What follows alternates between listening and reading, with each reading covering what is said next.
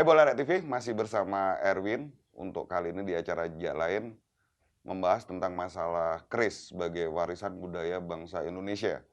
Nah, di sini sudah ada para pecinta keris, mungkin bisa menjelaskan lebih detail, lebih dalam tentang keris itu gimana sih? Ya, yang mungkin bisa diketahui oleh Bola TV dimanapun berada, ya, bahwa warisan, salah satu warisan ya, senjata tradisional yang dimiliki oleh Indonesia di masa lampau adalah keris yang sampai sekarang masih banyak ya yang menyukai, menyenangi, menghormati.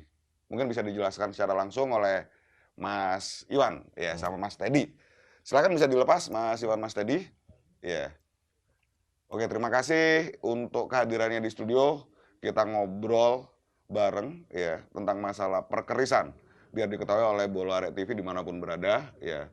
Oke, Mas Iwan, Mas Teddy, terserah ini nanti yang jawab siapa yang lebih paham ya. Mungkin Mas Iwan ini yang udah pakai udeng ini ya. Nampak banget ini bener-bener Jawani ya. Oke, Mas Iwan, Iya. mungkin bisa disampaikan kepada Bola TV tentang masalah perkerisan. Keris itu gimana sih Saibul Hikayat ya. Jadi posisi keris dulu dipakai oleh rakyat Indonesia atau rakyat Nusantara itu posisinya sebagaimana? Misalnya keris ada perbedaan antara keris rakyat biasa, keris pejabat kalau saat ini ya, atau keris kasta atau gimana mungkin bisa disampaikan. Ya, silakan. Ya, Mas terima Iwan. kasih Mas Erwin. Sebenarnya kalau kita bahas soal keris itu tidak lepas dari sebuah budaya kearifan lokal. Yang dimana ini kearifan lokal banyak orang beranggapan bahwa keris itu hanya sebuah culture budaya Jawa. Padahal keris ini di tiap daerah itu ada.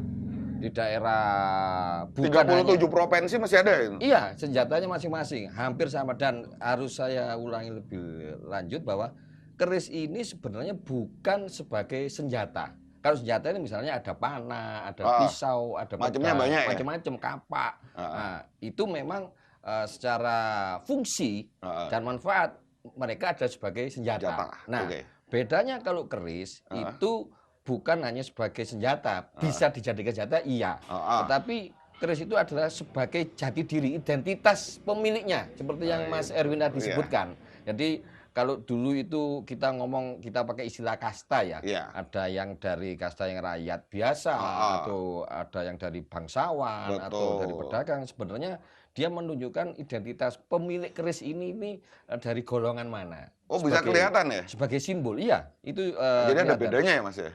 Ada bedanya, ada bedanya. Nantinya tuh ada ya. Jadi oh ini biasanya dipakai untuk rakyat biasa, oh ini untuk pejabat atau oh ini untuk istilahnya tenaga perangnya. Iya, gitu. Identitas. Jadi kalau kita ngomong lagi soal keris di dalam perang, jarang sekali keris itu dikeluarkan. Makanya kenapa keris itu penempatnya selalu di belakang.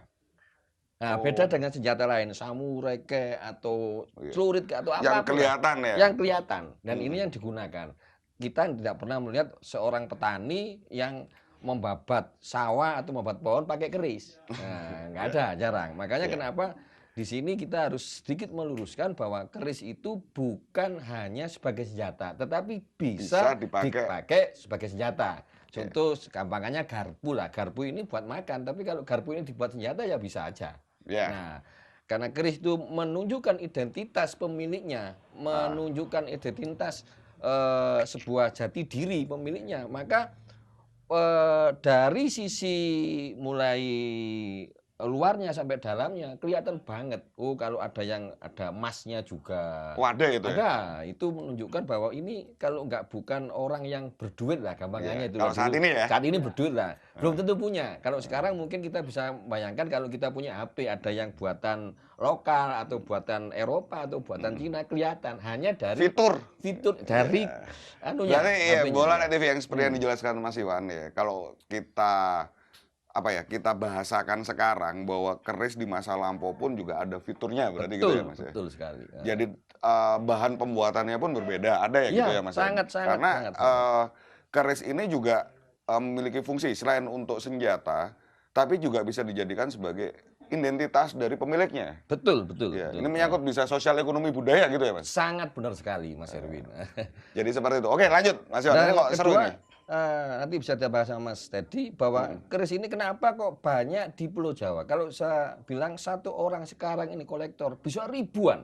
Saya pernah lihat orang itu sampai memiliki 3.000, 5.000, 10.000 satu orang. Padahal jenisnya macam-macam itu. Padahal jenisnya macam-macam. Berarti ada ibaratnya gitu ada nama 300.000, apa Wah, 3.000 itu? macam-macam. Berarti ibarat kata itu kalau orang zaman dulu, kalau sekarang tidak ada orangnya nggak pakai HP. HP itu ibarat identitas kita. Ya. Semua pakai HP karena ada keperluannya. Ya. Untuk sekarang, kalau zaman dulu mungkin sebagai simbol itu keris. Dan kenapa kalau saya bisa bilang keris itu banyak di Pulau Jawa, bukan berarti di pulau-pulau lain tidak ada keris. Ada. Namun karena bahan pembuatannya seperti besinya, materialnya materialnya itu amat sangat di Pulau Jawa. Bahkan sampai sekarang, material-material yang utuh yang mempunyai kualitas yang terbaik itu di Pulau Jawa. Tanah Sehingga Jawa. maka banyak keris itu orang Jawa itu banyak yang mempunyai keris. Bukan berarti keris itu milik orang Jawa. Keris itu milik Nusantara, milik budaya kita. Seperti brangkon ini, bukan berarti kalau pakai brangkon itu identitas wong Jawa, bukan. Bukan. Tetapi karena kebanyakan yang memakai itu orang Jawa dengan simbol-simbolnya dan filsafatnya seperti keris nanti, maka nanti akan terang Mas Dedi bahwa simbol-simbol keris lu berapa dari itu apa, banyak ya? Itu banyak sekali. Makanya amat jadi sangat satu keris ini fiturnya banyak ya Mas ya? Banyak. Iya, fiturnya banyak ya. Oke.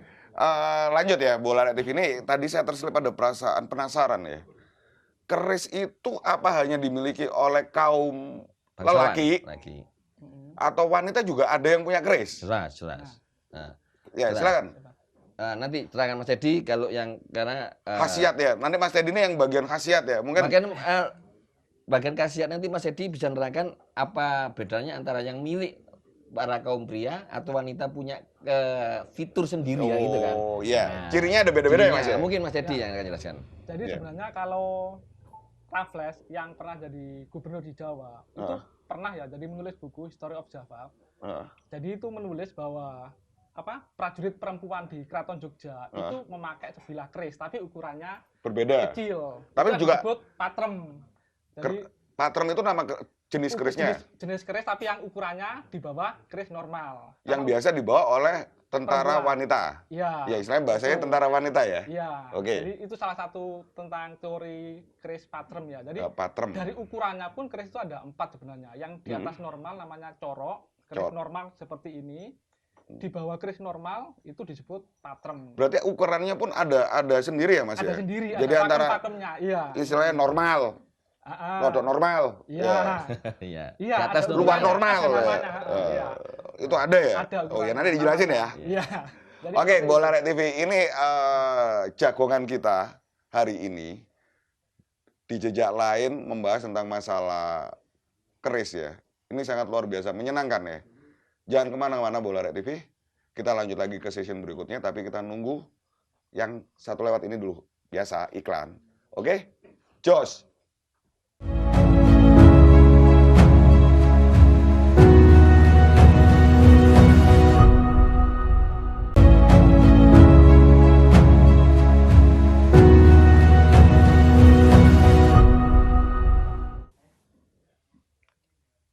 Hai Bola Red TV, masih bareng Erwin di acara jejak lain yang membahas tentang keris sebagai warisan budaya bangsa Indonesia. Masih bersama Mas Iwan, masih bersama Mas Teddy. Kita masuk segmen kedua tentang bicara tipe keris, jenis keris. Ya, jadi ternyata keris itu banyak sekali macamnya. Seperti yang tadi di segmen pertama yang diulas oleh Mas Iwan bahwa keris itu tidak hanya sekedar sebagai senjata. Ya, tapi merupakan identitas untuk pemiliknya. Nah, oke, mungkin sekarang Mas Iwan dan Mas Teddy ya. Mas Teddy ini ya, yang ini saya pengen tahu. Mas Teddy, tadi yang di segmen pertama disampaikan bahwa keris jenisnya untuk laki dan perempuan mengenai ukuran, ya. Mungkin bisa disampaikan, Mas. Ya. Jadi kalau untuk keris sendiri dari segi ukuran itu memang ada 4 ya. 4. Yang pertama yang normal. Normal. Normal seperti yang di depan ini. Ini normal ya? Dua ini Iya, normal semua, Mas? Normal, ukuran Oke. normal. Itu kisaran 30 sampai 38. Maksimal 30 cm. dan minimal 30, 38 ini. cm lah. Ah. Umumnya segitu. Cuma nanti yang corok itu biasanya di atas 40 cm ke atas. Itu masuk corok. Corok namanya. Itu Istilahnya biasanya pesanan khusus nanti. Jadi pesanan khusus orang-orang tertentu dengan biasanya kelebihan atau kemampuan tertentu. dengan kualifikasi tertentu ya. Iya, karena keris itu dibuat berdasarkan pesanan. Jadi Order itu by request kalau bahasa sekarang. Nah, benar, Iya. makanya itu benar, katanya itu sebagai identitas. Jadi pasti menggambarkan si pemesannya itu. Gitu ya. Iya, terus ada yang di bawah normal disebut patrem. Patrem. Patrem sebenarnya ada banyak teori ya. Ada yang bilang untuk anak-anak. Kalau yang untuk anak-anak itu sesuai catatan Mahuan. Jadi itu yang apa? Juru bicara Cengho itu loh, yang waktu ke Mojopahit, jadi itu mencatat. Jadi anak kecil pun pegang keris yang Ada yang ukurannya pegang keris kecil. Itu di era Mojopahit tapi. di era Mojopahit. Pas di era Raffles itu, dia melihat di Keraton Jogja yang bawa keris kecil itu adalah prajurit Wanita. wanita gitu. Oke, Iya. patrem. Patrem sebutannya. Ya, kalau yang di atas normal ukurannya Corok itu. namanya corok ya. Iya, corok. Kalau yang paling kecil namanya patem. Patrem, di bawah patrem ada lagi. Oh, Yang ada lagi. seukuran telapak tangan, disebut ukuran jimatan. Jimatan. Iya, itu ukuran Setelapak sebenarnya. tangan. Telapak tangan. Biasanya di bawah 15 Sentimeter. Iya. Itu Jimatan. disebut ukuran jimatan. Jadi pembuatannya sama dengan teknik tempat lipat juga. Cuma Tempat. ukurannya kecil dan itu tujuannya lebih ke esoterisnya biasanya. Iya. Jadi Jadi gini, Mas Teddy, untuk bahasan tentang masalah keris sebagai warisan budaya atau warisan bangsa Indonesia di masa lampau, Nusantara lebih tepatnya ya, seperti yang Mas Iwan sampaikan. Yang saya pengen tahu banyak, yang mungkin bisa di-share ke ini ya, Bola Red TV, bahwa keris ini ya secara global saya bilang ya, bahan, kita bicara tentang bahan aja. Bahan yang umum dipakai ini apa, Mas? Ada 3 yang minimal utama.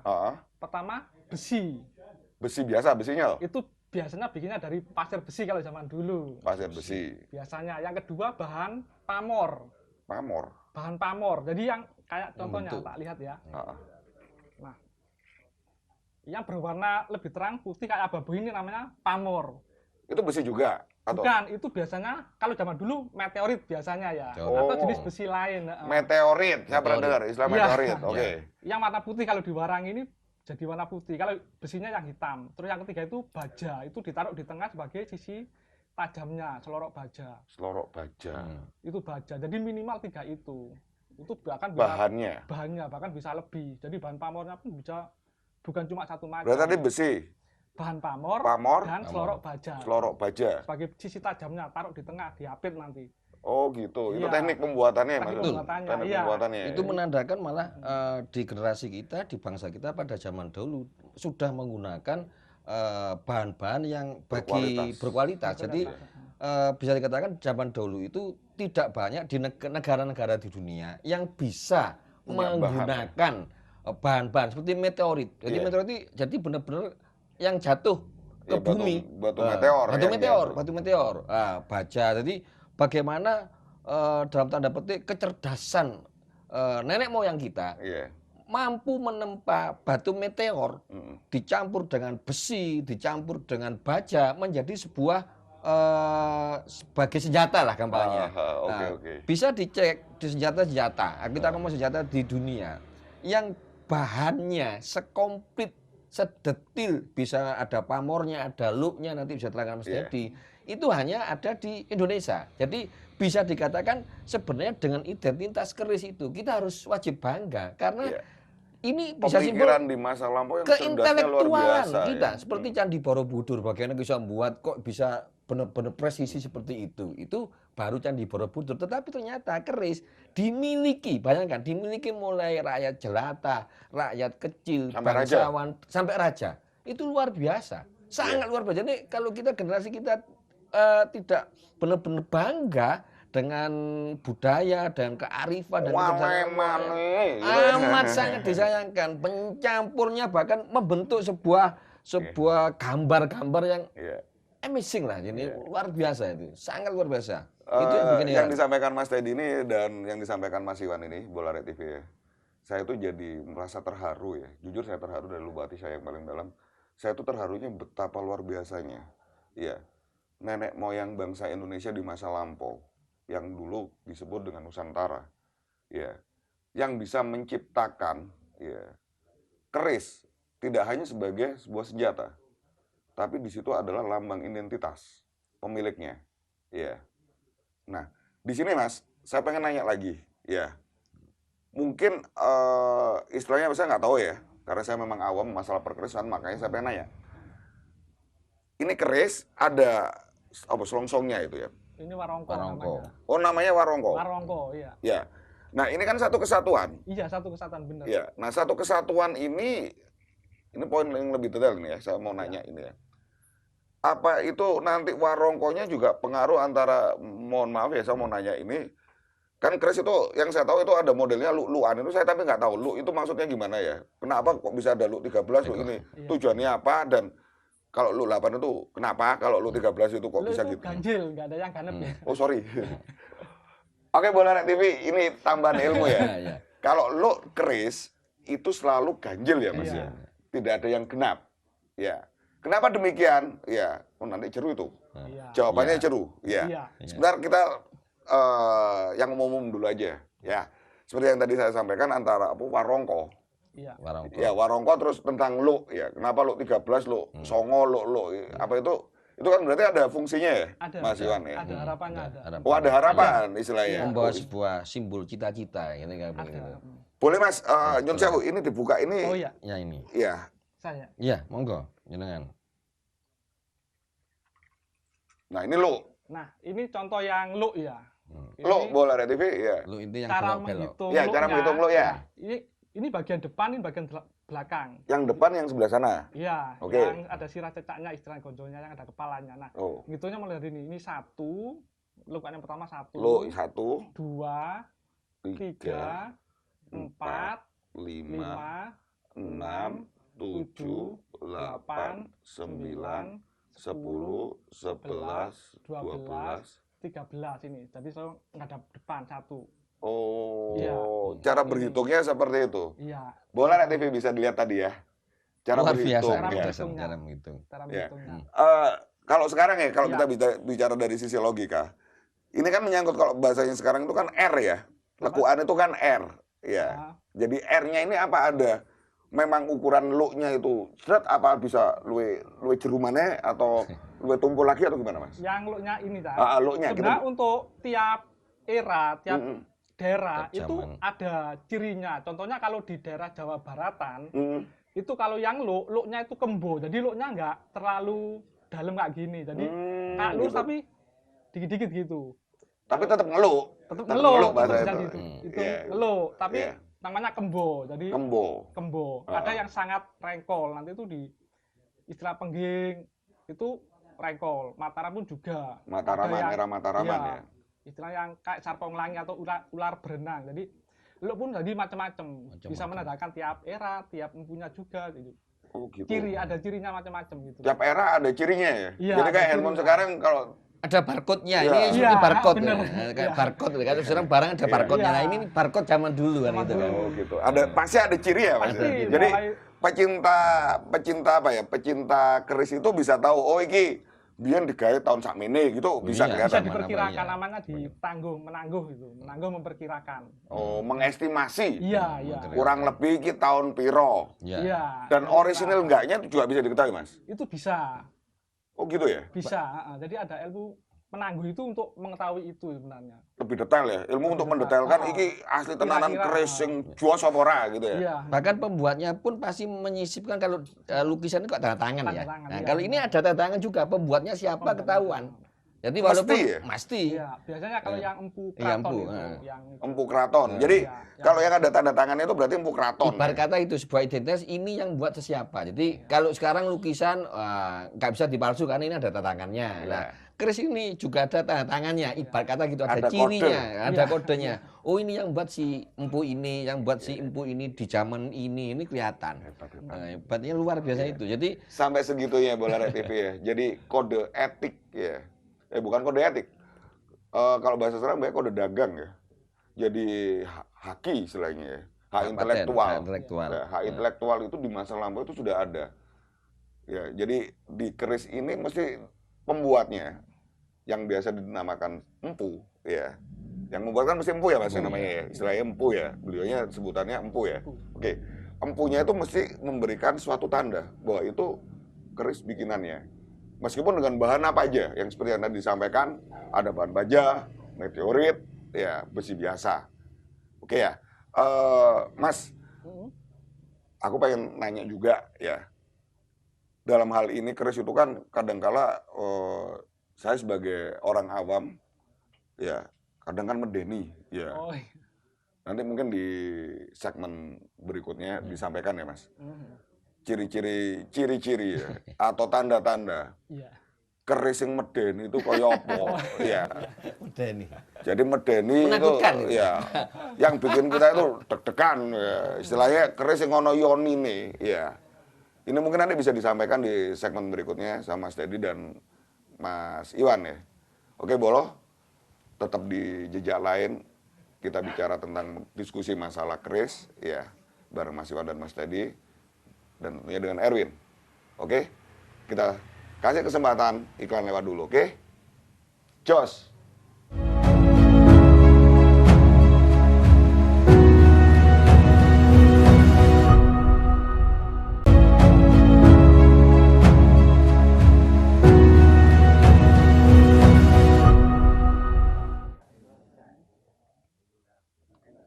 Bola Net TV, ya terima kasih masih bersama jejak lain di keris sebagai warisan budaya bangsa Indonesia atau Nusantara, masih bareng dengan Mas Iwan dan Mas Teddy dan tentunya dengan Erwin.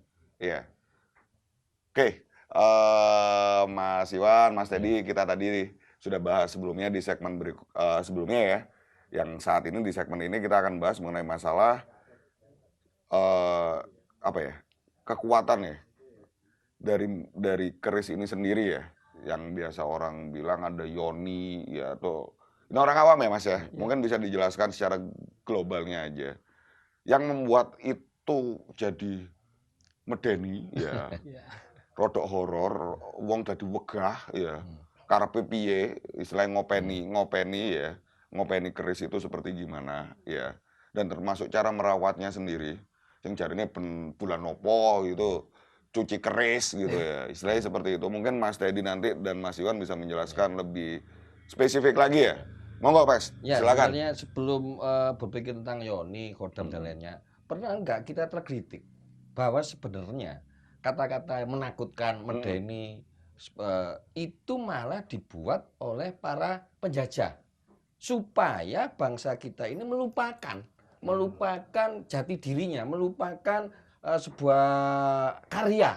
Ini sebuah karya kan, sehingga pada waktu itu Belanda, bagaimana Belanda itu supaya rakyat Indonesia itu lupa dengan jati dirinya, lupa dengan sebuah karya yang masa bilang mahakarya, maka dibuat sesuatu pengalian isu. Pengalian isu. Kalau sekarang pengalian isu atau membuat kalau punya keris itu pasti medeni, menakutkan, perlu dirawat dan sebagainya. Bahkan kalau ditambah dengan memuja jin dan setan. Seperti kalau jenengan Anda dilihat bagaimana Mas Teddy setiap membuka keris itu pasti seperti menyembah, menghormati. Itu penghormatan. Padahal itu bukan berarti kita takdim atau takjub kepada kerisnya, tapi itu seperti sebuah simbol memuja ya. Bukan untuk memuja, tapi ini adalah budaya atau karya dari seorang empu. Kalau empu itu kan orang yang ahli keris. Kalau mungkin sekarang ada profesor,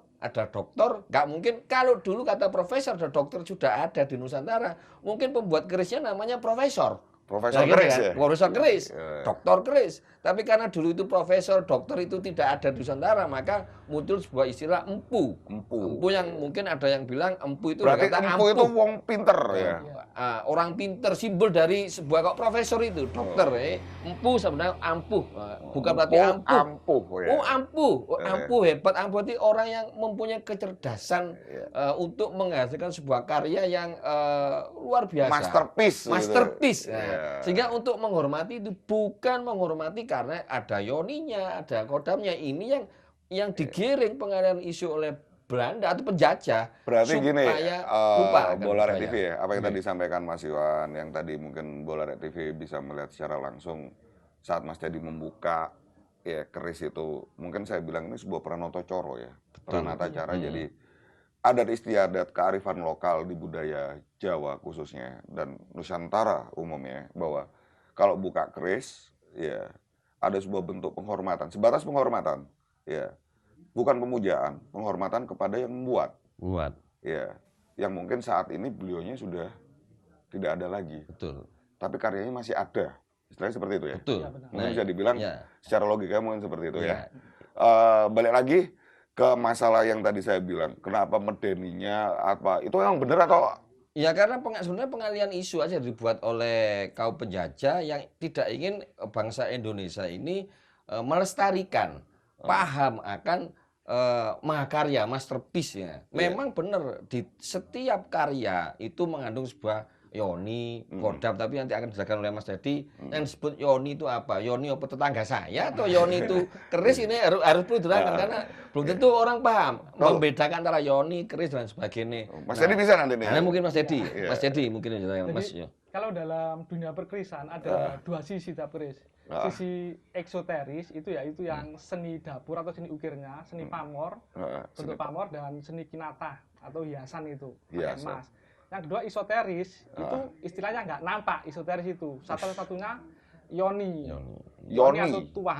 Cuma orang sering salah mengartikan. Yoni sebenarnya adalah doa dan harapan dari sang empu ketika membuat keris tersebut sesuai permintaan pemesan. Biasanya pemesan kan pengen punya hajat apa, kalau zaman dulu datangnya ke ya orang pinter, empu itu nanti dibikinin keris. Itu ada bikinnya kan ada doa-doanya. Pasti. Nah, itu yang namanya nanti jadi tuah yoni itu memang ada doanya. Jadi ini untuk apa itu sudah ada. Nah, untuk ke belakangnya itu yang ada istilah kodam. Kodam sudah bahasa Arab ya itu ya, yang artinya apa jadi? Pelayan. Nah, itu memang dimasukkan belakangan. Kalau zaman dulu itu biar terlihat sakti, jadi bukan punya biasanya kalau kodam itu. Jadi, nah itu yang kadang-kadang kan ada yang bagus yang dimasukkan itu, ada yang jelek. Biasanya kalau yang jelek itu mintanya aneh, tapi hampir nggak semuanya seperti itu. Sebenarnya keris awalnya itu untuk doa yang baik. Berarti gini, kemurnian keris ya, ini saya bilang tentang masalah kemurnian pembuatan keris. Ya, Sahibul Hikayat dari seorang empu yang membuat. Itu ada doa, ya, Bola Red TV. Doa-doa yang baik, ya, yang diucapkan, ya. Karena mungkin pada zaman dulu itu empu-empunya emang sakti ya. Sakti, kita bicara sakti ya. Sakti itu doanya aja itu bisa masuk ke kerisnya. Ya.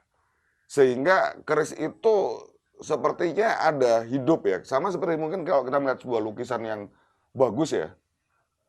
Kadang lukisan itu seperti nampaknya hidup. Mungkin seperti keris ini ya. Benar, iya.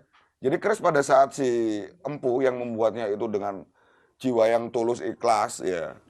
Sehingga kerisnya ini seakan-akan keluar aura mungkin ya. Lebih apa ya? Ya, kayak gini, kalau kita orang ilmiah ngomong, kita lihat di Mas Haru Umutu pernah bilang bahwa kata-kata yang baik yang diucapkan pada air itu membuat air membentuk sebuah kristal yang lebih baik. Tapi saya pernah dengar kata-kata yang buruk membuat kristalnya rusak. Maka air itu bisa menangkap frekuensi dari doa harapan yang baik-baik. Ucapan adalah doa kalau saat ini ya. Nah, kalau kita kembali lagi kepada keris itu kan tidak serta-merta langsung bentuknya keras. Nah, pasti dia berasal dari cair, walaupun amat sangat panas sekali. Nah, ketika masih bentuk cair, sama dengan Mas Haru Umutu dengan teorinya bahwa air ini bisa menangkap frekuensi daya-daya kebaikan.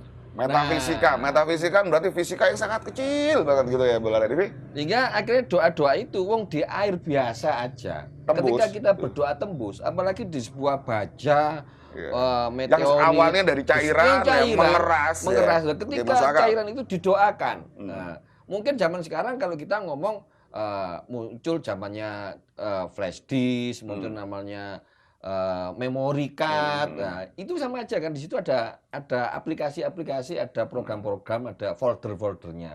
Kalau sekarang bentuknya seperti itu, tapi kalau dulu bentuknya beda, sehingga yang salah kaprah, salah letak, keliru pasang, kita beranggapan bahwa keris itu mengandung yoni yang arahnya ke arah yang ke negatif. Padahal itu doa dari si empu yang ingin apa sih yang punya keris ini punya hajat apa? Bukan berarti keris ini pembawa sebuah wujudnya hajat, tetapi ini adalah isinya doa.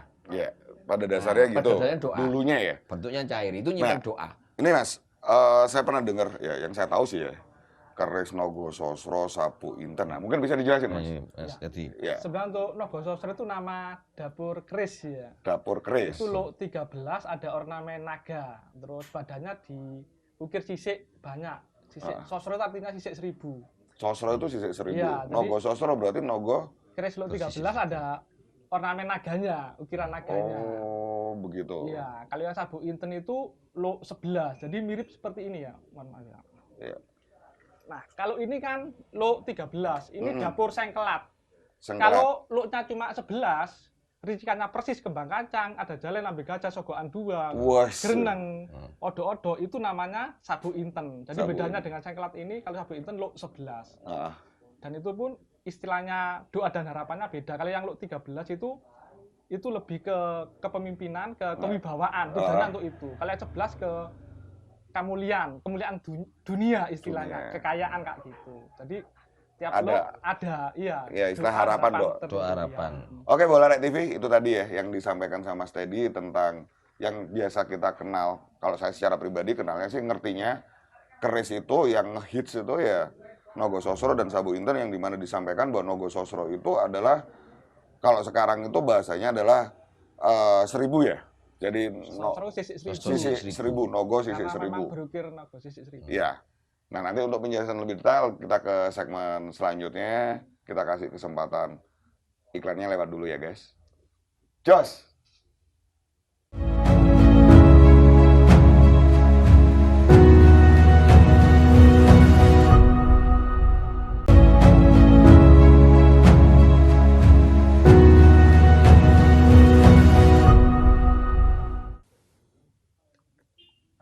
Hai Bola Rek TV, masih bersama Erwin di Jejak Lain untuk tema keris sebagai warisan budaya bangsa Indonesia yang dulu biasa kita kenal dengan Nusantara. Oke, ini tadi Mas Teddy ya, ada halangan, beliau keperluan yang mendadak yang tidak bisa bertahan di sini, dan kebetulan tadi ada ya sahabatnya beliau juga ya. Di sini ada Mas Gendra ya, Gendra, betul. yang akan menceritakan juga tentang masalah perkerisan yang ada di Nusantara, di Indonesia. Oke, balik lagi. Silakan Mas Iwan dan Mas Gendra, bisa dilepas, kita cerita ya. Tadi di segmen sebelumnya kita bicara tentang Nogososro, Sabu Inten yang udah dijelaskan tadi sama Mas Teddy, tentang beda Nogososro dan Sabu Inten di Lo ya, dimana Nogososro 13, Sabu Intennya adalah 11. Oke, Mas Indra, Iya. Mas Iwan juga, yang tadi saya itu masih belum ceto ya, masih kurang jelas. Ya, kehebatan ya, saya langsung tembak langsung kepada Mas Iwan dan Mas Indra ya.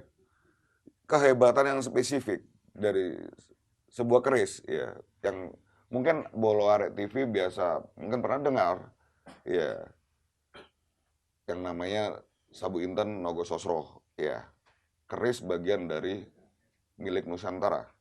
Kehebatannya itu apa sih? Ya, ini yang saya pengen tahu. Ya, salah satu kehebatan keris yang dimiliki oleh Nusantara. Ya, meskipun banyak, seluruh raja pasti punya.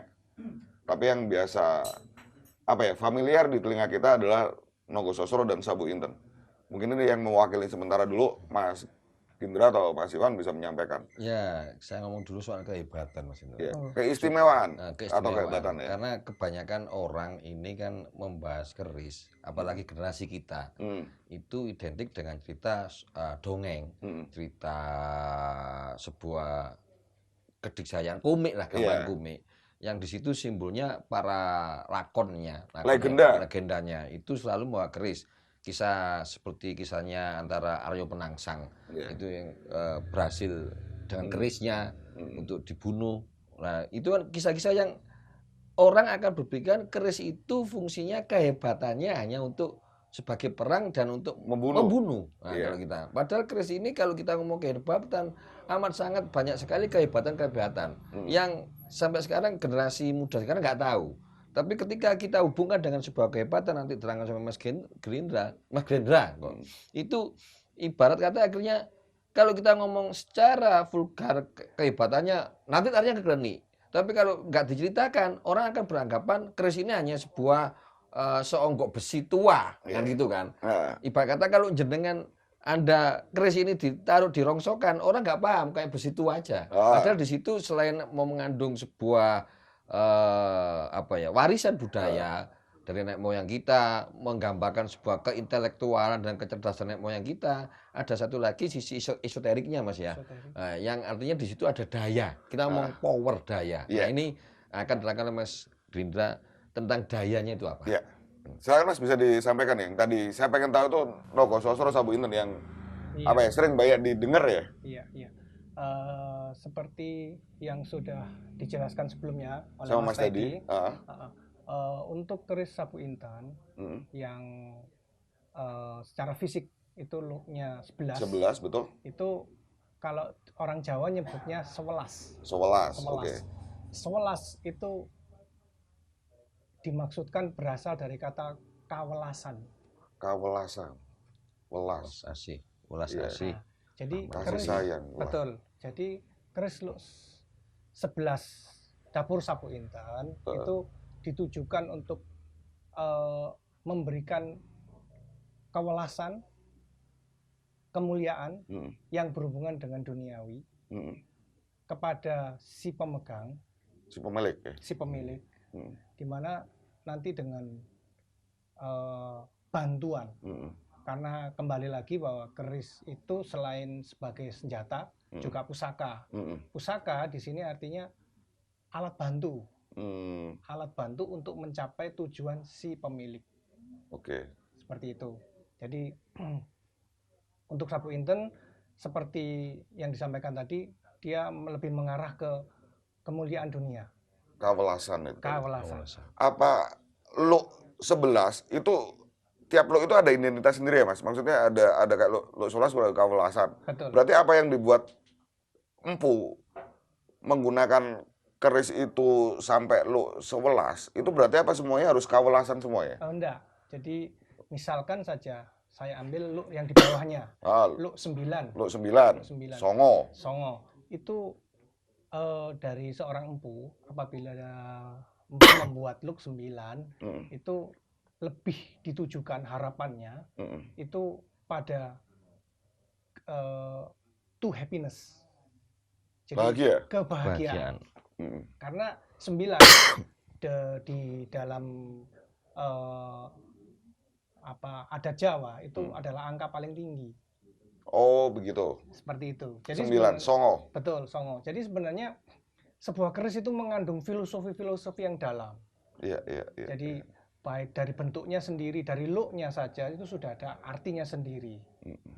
Kemudian misalkan look 3, look 5 itu look 7 itu sudah ada maksud-maksud tertentu. Look 7 biasanya digunakan oleh para pemuka agama. Karena dia ke arah kejujuran. Keteguhan hati. Pitulungan. Betul, seperti itu. Iya. Jadi kita bilang angka Jawa sendiri ya, sebutan angka Jawa siji loro telu papat songo ya dan selanjutnya dan seterusnya itu mempunyai makna sendiri ya.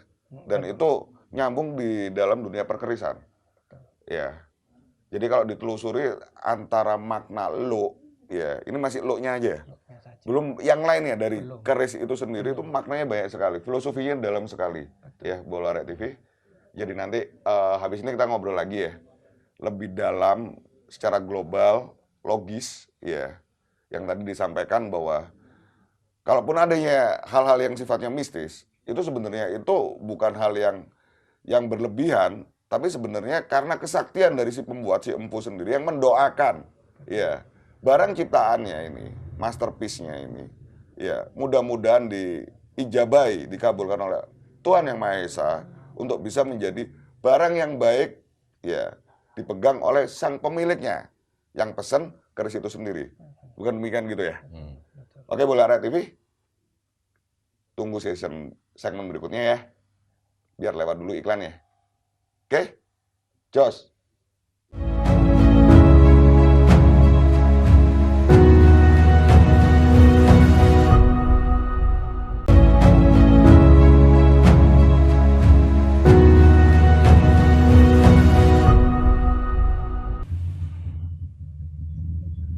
Ya, terima kasih Bola TV masih bersama saya Erwin ya di jejak lain yang membahas tentang masalah keris sebagai warisan budaya bangsa Indonesia. Ya, di sini masih ada Mas Iwan, ada Mas Gindra ya sebagai narasumber yang menceritakan tentang masalah perkerisan. Oke. Silakan Mas dilepas supaya enak nanti ceritanya. Oke, ini di segmen terakhir ini ya, penjelasan yang disampaikan sama Mas Gindra, Mas Iwan, dan tadi adalah Mas Teddy, ya, bahwa keris itu memang fungsi, manfaat, itu banyak, dan mengandung banyak filosofis. Ya sebenarnya ya, kalau kita mau bongkar lebih dalam, dan yang namanya keris, memang di dalamnya situ ada doa dari sang pembuatnya, yang dulu disebut empu, ya. Kalau empunya pas kebetulan lagi sakti, ya doanya makbul didengarkan oleh Tuhan Yang Maha Esa, ya maka keris ini akan lebih keluar pamornya ya secara otomatis, ya.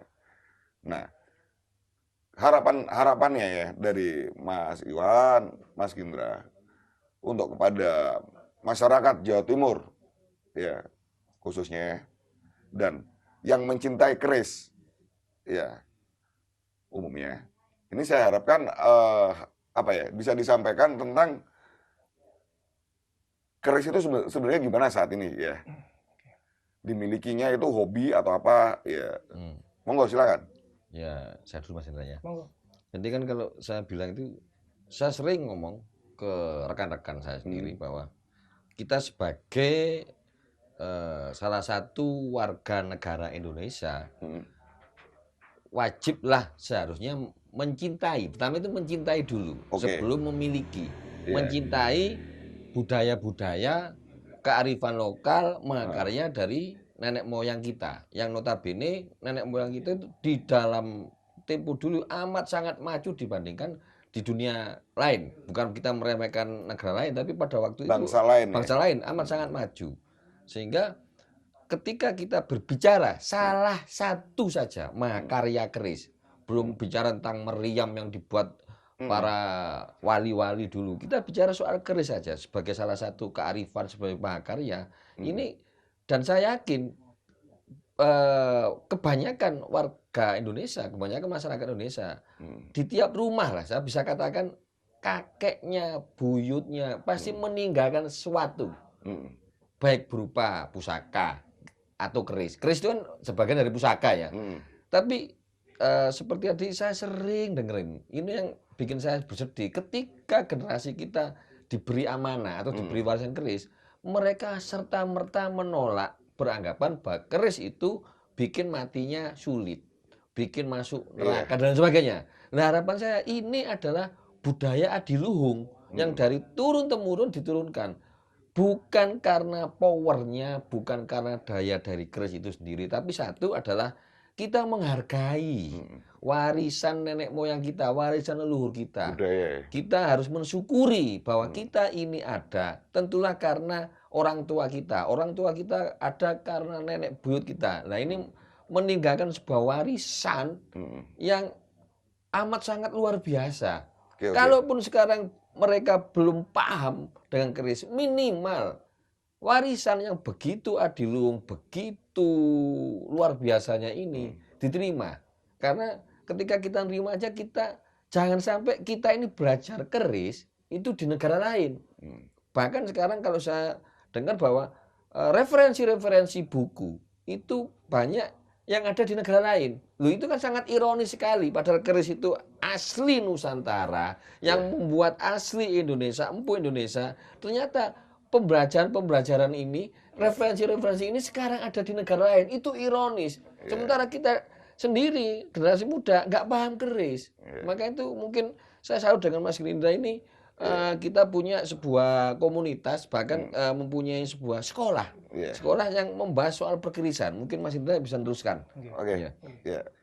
Ya, jadi kalau boleh menyampaikan harapan di sini saya ingin berharap sekali kepada seluruh generasi muda. Kenalilah keris. Iya. Karena sebelum mencintai, seperti yang disampaikan Pak Iwan tadi, sebelum kita mencintai, kenal dulu. Kenalilah keris. Untuk mengenal keris itu dibutuhkan waktu yang tidak singkat. Iya. Jadi karena memang begitu dalam filosofinya, begitu Luas. indah karyanya, dia terbuat dari campuran berbagai macam bahan, seperti itu dari segi fisik, belum lagi filosofi-filosofi yang tercantum di dalamnya. Kebetulan kami ada usaha-usaha nyata untuk mencoba membantu, memperkenalkan dan mengedukasi. Just. Beliau salah satu pecinta keris, ya generasi muda pecinta keris. Jadi lebih apa ya? Lebih enak ya. Misalnya nanti mungkin ada IG, Mas. Facebook ada, website ada. Bisa disampaikan aja. IG ada. Iya. Jadi kami sebenarnya sudah memulai melakukan langkah-langkah nyata membentuk suatu paguyuban. Namanya Paguyuban Condro Haji Nusantara. Condro Haji ya. Iya. Dan itu sudah berkekuatan hukum. Oke. Secara hukum legal, sudah disahkan oleh Kementerian Hukum, sehingga kita bergerak sudah ada relnya. Tidak menyalahi aturan negara istilahnya. Betul. Kemudian publikasinya ini di situ itu kami ada beberapa apa ya namanya bagian. Jadi ada bagian edukasi, Divisi, bagian eksebisi, bagian yang ingin jadi empu, monggo. Ada juga sekolahnya, monggo. Ini IG-nya, FB-nya apa Mas namanya? Facebook-nya Condro Haji Nusantara. Condro Haji Nusantara ya, Bola Rek TV. Jadi Mas-mas ini, beliau berdua ini rupanya ada paguyuban ya. Makanya tadi cerita tentang masalah perkerisan itu kok benar-benar apa ya, luas ya. Bisa menjelaskan lebih detail karena keterbatasan waktu aja. Ya. Yang seperti tadi disampaikan bahwa untuk mempelajari sebuah keris, satu keris saja, ya, ini mempelajarinya banyak, ya, mulai dari bahan, ya, kualitas, ya, dan filosofi, ya, kegunaan, ya, dan biasa siapa yang megang?